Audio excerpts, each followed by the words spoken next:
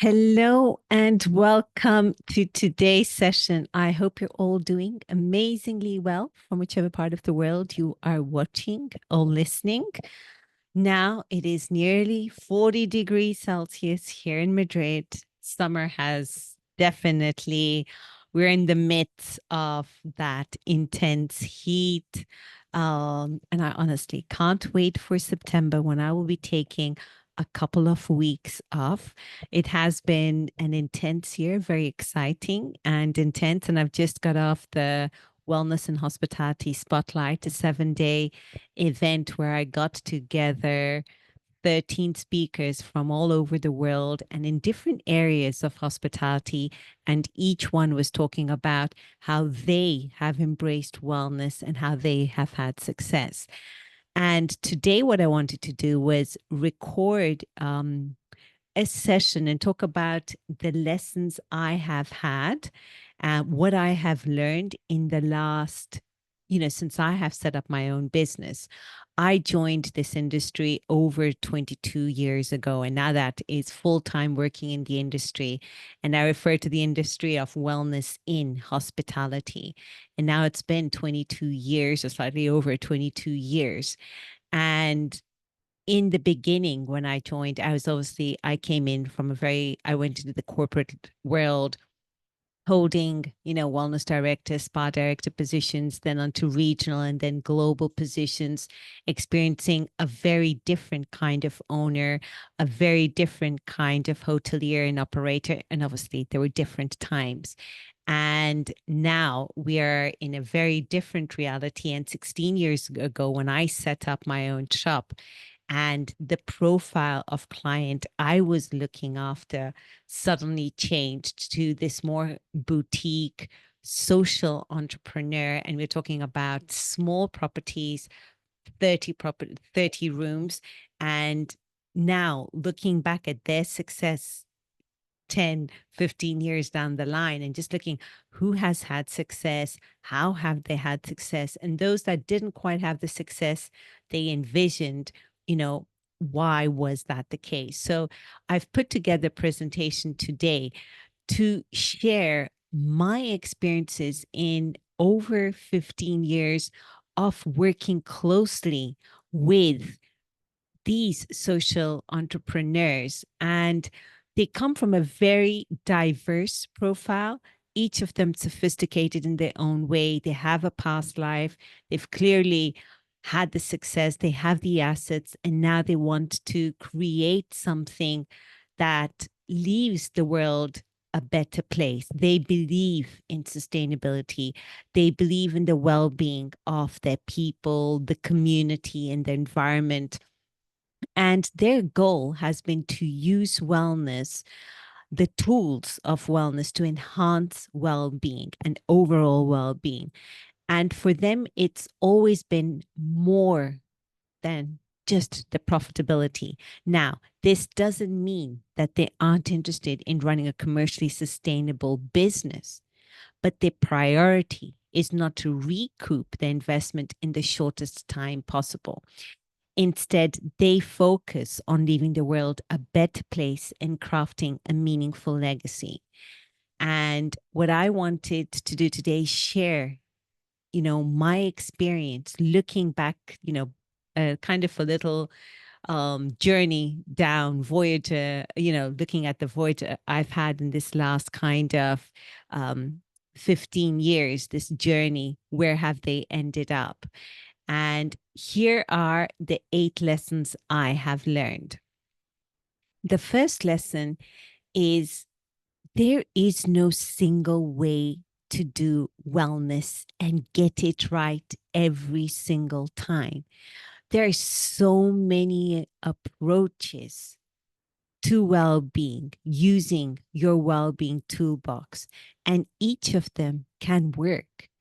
And the social entrepreneurs who have succeeded with their wellness concepts did do so not because of the offering itself, but because of their steadfastness in getting their concept past the finishing line and being true to what they truly want. They have been clear about their purpose from the start. So it wasn't the offering that led to the success, it was their steadfastness and the clarity of purpose. Of course, they faced many challenges, but they stayed true to who they were, who they serve, and why they do what they do. And it has been this commitment that has been the key to their huge success with wellness instead of a specific blueprint that has been followed. I have seen some wellness concepts have huge success, and I would never ever think that they would have that success.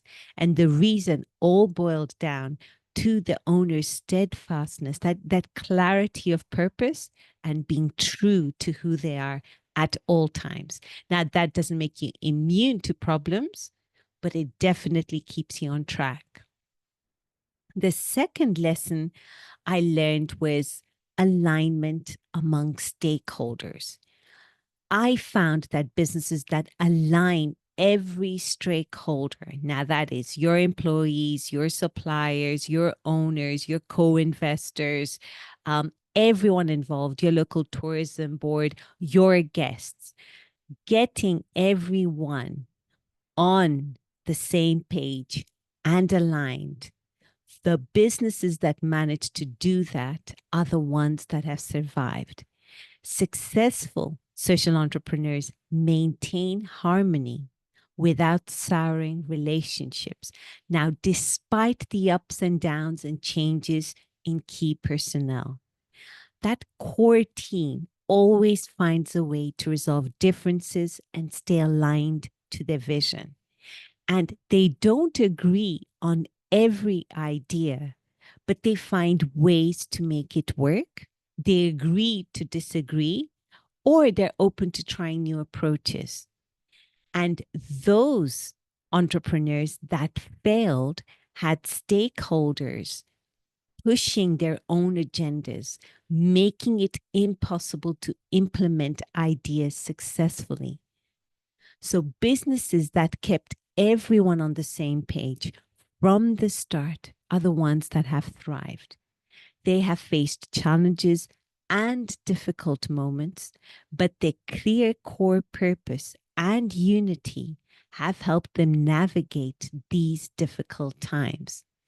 And this is the principle that informed the first stage of my essence framework, expectation, where the first thing I do with my clients is ensure that all key stakeholders are aligned from the beginning, singing off the same hymn sheet, because any misalignment can cause significant heartache further down the road. The third lesson is too many chefs can ruin the broth. When too many well-intentioned professionals give their perspectives on wellness, hospitality, and sustainability, the core idea often becomes diluted. We humans by nature tend to overcomplicate things. And when everyone adds their 2 cents worth, the result often ends up being about satisfying the stakeholders rather than the guests' needs. And this is why when I work with my clients, I insist that the focus of the entire property from design to operations should be on putting the guest front and center of the entire experience. This helps shift the focus to the well-being of the guest instead of what each stakeholder wants or what they saw elsewhere and want to implement in their hotel. Now, while it's great to have a strong team of professionals, and I strongly recommend that, it's important to channel the flow and implementation of all the great ideas properly, because too many chefs can indeed ruin the broth. The fourth lesson is no matter how grand your facilities, great your team, or deep your pockets, you will never nail your concept the first time round. You will constantly need to iterate. You will constantly need to course correct. And when I was preparing and researching for my book, The Wellness Asset, I read that the Apollo 13 rocket, when it was sent to the moon, was off course for 97% of its time. This means it was only on course for 3% of the time. Now, if NASA, with all its funds, great minds, gadgets, toys, was off course for 97% of the time, how can we expect our businesses and teams to be on track 100% of the time? Now, it's a safe bet to assume that we will also be off course for most of our business journey. And it's important to know that iteration is a vital process. We will not hit it out of the park on the first go. Once we accept this, iteration becomes a natural part of our business. We avoid chasing the next shiny gadget because we trust that what we've created works. Our efforts and thought have built something solid. Instead of constantly adding new wellness elements or changing our direction, we focus on fine-tuning the details to perfect our concept. And those social entrepreneurs who had success with their wellness concepts did so because they accepted that course correction is part of the process. And they don't want to become proficient firefighters. That's not how they run the business. The fifth lesson is building a legacy-oriented business is challenging. It is definitely not for the faint-hearted. Wellness concepts typically need a longer incubation period and follow an exponential growth curve, which requires grit, determination, and passion, especially during the negative cash flow periods. And unlike traditional hospitality products, so the traditional luxury hotels that follow a bell curve growth model, so they start strong, grow quickly, and then taper off. Wellness ventures start slow and stay low for a long time before reaching a critical point from which they get into that exponential growth. And they often begin seeing significant results and breaking even around year 12 to year 13. Could be slightly less or slightly more depending on the case. So it's so important to take that into mind. Now, what I'm not saying is that we do not get that proof of concept quickly. We need that proof of concept quick. But we need to understand that returns on investment will take longer with a well-being oriented product instead of a traditional luxury hospitality product. And recognizing this extended incubation period and staying resilient during tough times is what's key to success. And that is what separates those social entrepreneurs who had success from those who have not. The sixth lesson is that what I call thoughtful and responsible design. So how the boutique hotel with a strong well-being focus is designed has been incredibly important for success. Owners who have enjoyed success all invested significant time and effort into purposeful design. While it's impossible to plan for every future eventuality, having a clear core concept and creating a timeless, adaptable environment is key. And successful social entrepreneurs understand that their spaces must not only be aesthetically pleasing, but also functional and aligned with the guests' well-being goals. Each of these owners collaborated with skilled designers to ensure every element, from layout to the materials used, supports the overall well-being of their guests. And this attention to detail helps create a coherent and meaningful experience that resonates with guests and stands the test of time. The seventh lesson is you have to do the work. I have been both a consultant, where I have followed that done for you method. So I do it for my client. And now I've become more of a mentor and a coach where I work alongside my clients. I'm following that done with you business model.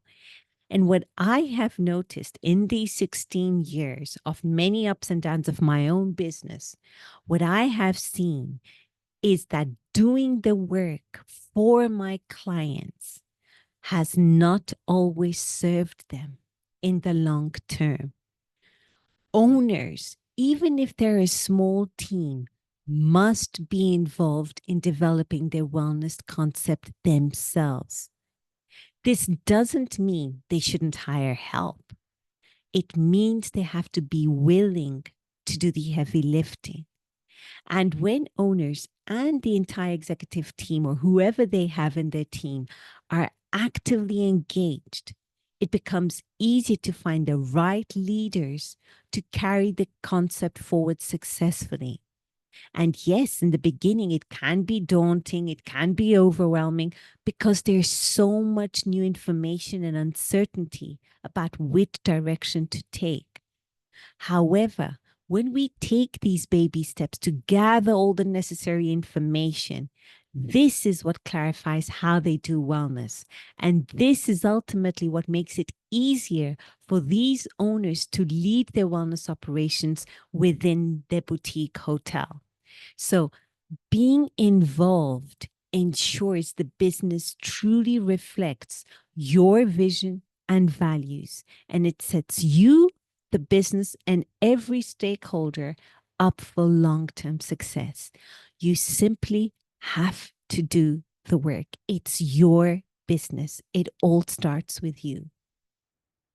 And the last lesson is entrepreneurship is a team sport. It is not a solo endeavor.